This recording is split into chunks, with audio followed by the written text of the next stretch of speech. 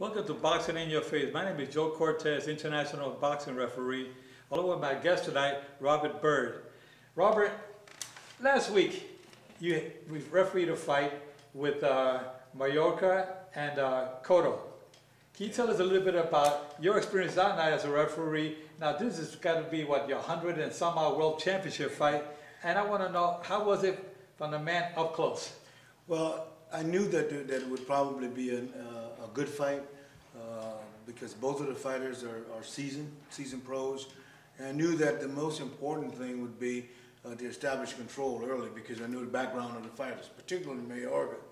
And what impressed me most about the fight was Cotto seemed to be able to maintain his composure throughout the fight. I really think that was the key in it, because everything that Mallorca tried to do to get into his head, he wasn't buying into it. And that really helped him stay on his game plan and ultimately win that fight. Great fight. Now, in the first round, Mallorca did something and you called timeout. And what was all that about? Well, again, what I wanted to do early on in the fight was take control of the fight, to let them know that I expect you to act as a professional, to fight clean and be competitive. And you don't want to wait until way to the middle or toward the end of the fight. You need to establish that control early in the fight. So that's what I was going to do right from the beginning. Now, Mallorca was taunting Cotto throughout the fight, basically throughout the fight. Yeah. He'd tell him, come on, and he would get hit with a punch and would tell him it was nothing. What was your take on it? Well, you know, just let them fight. Just let them fight. As long as there was control and nothing was dirty. That's it. Abide by the rules. That's it. That's it. Okay, now in the later rounds, what was going through your head when you saw that Cotto was starting to hit with good combinations, and Mallorca kept saying, well, it was nothing, or some of them were okay. I mean, what was going through your head? Was there a cut there later on in the fight? Yeah, there was early on in the fight, there was a but it wasn't, what it really wound up being was an abrasion. That was okay, but toward the middle of the fight, he got caught with a good right hand, and he had an eye cut, but an excellent corner. They controlled the cut, and so that really didn't play into it. The key for Mallorca, like I said, was he wanted to make it a rough and tumble kind of fight, and Cotto just wasn't buying into it. Right. You see, as a referee, the fans out there always want to know what's going through our head, you know. And one of the questions that we always ask is, have you ever gotten hit and things like that? That you were always in perfect condition and position that night as a referee. What does it take to really be a top-notch referee with those high-profile fights? Well, first of all, you got to practice the way you play. So that means you can't be a weekend warrior, so to speak. I go to the gym probably 6-7 times a month, get actually in the ring, working with guys who are sparring. Because again, I think it's important that you practice the way you play. Right. And keeping myself in good physical condition, reacquainting myself with the rules, because that's one of the primary reasons you're in there, to ensure compliance with those rules. And if you do those things, most of the time you're going to be successful. Right, right. Well, you know, as a referee, fans out there have been asking us throughout the years, top-notch referees in Las Vegas and around the world. You know, there's a lot of good referees around the world that we've seen come up the ranks, and Robert Byrd absolutely is one of the top referees in the world. And I take a lot of pride in having you as my friend and my colleague. We work together. We've been working together for a good number of years. And I was watching one of the classic fights the other day. Where I was watching you when you refereed your first World Championship fight, and that was Tony the Tiger Lopez and Rocky Lockridge. Is that correct? Absolutely, absolutely. Man, and you were young looking, and you're still young looking, but you had all the hair on your head, and that was really your first world title fight. How did it feel refereeing your first world title fight? Joe, I gotta tell you, it's hard to put it in words. It was in Sacramento, California. It was a Saturday morning. It had been raining. It was a full house.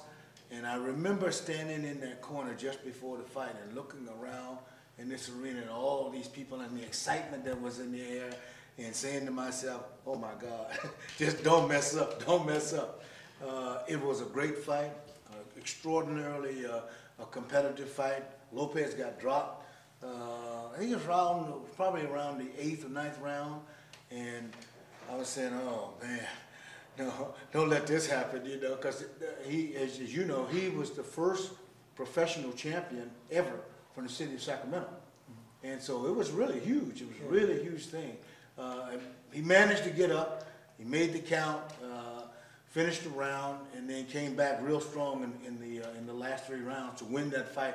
And that was the first world championship of anything in Sacramento. So it was quite something. Again, a number of years ago, you completed your 100th world title fight, and that was a big step in your career. Oh man! I mean, it was something very, very special, and I know how that feels because I went through that myself. Yeah. But I remember my first world title fight. That was a lot of fans always ask me that. That was Miguel Montilla against Aaron Pryor. That was in Atlantic City. Yeah, the Hulk. And again that night too, just like yourself, that morning I was all nervous driving from North Jersey to South Jersey, Atlantic City, and I was very nervous. And it was my dream was to do one world title fight, and my dream came true. And and here we are now, many years later, and we're still going at it. And let's see what happens from here on in. But Robert, I just want to say, you know, I really feel very humbled to have you on our show today because you are really a top referee, as I said before. You did an excellent job Saturday night, and I think as a referee, that's what we need out there, top-notch referee like Robert Byrd, who really take their job very seriously. And Robert is a student of the sport and studies his boxing inside out, and you and I, you know, we talk a lot about different scenarios that may occur during the contest.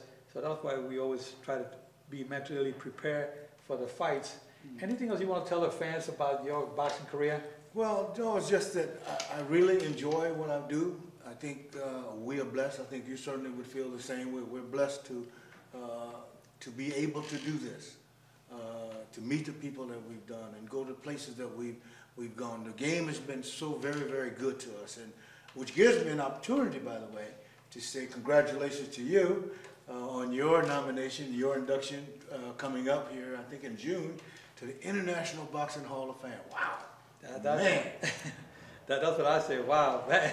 That is something. I'm honored, and this is something that I've never dreamt in my wildest dream that I'll be inducted into the Hall of Fame. As a fighter, I wanted to go into boxing to hopefully become a world champion one day. That never occurred. So I went in the back door and became a referee going into the Hall of Fame that way. So it's an honor for me. And I just want to say to our viewers out there that this show goes on every Wednesday night, 6 p.m. East Coast, 12 p.m. 9 p.m. West Coast. So we're looking forward to our weekly show, and we hope to have other guests on the show. We're going to go take it to Nick, who's our on-the-field reporter, who got some words to you about the boxing world. Take it away, Nick.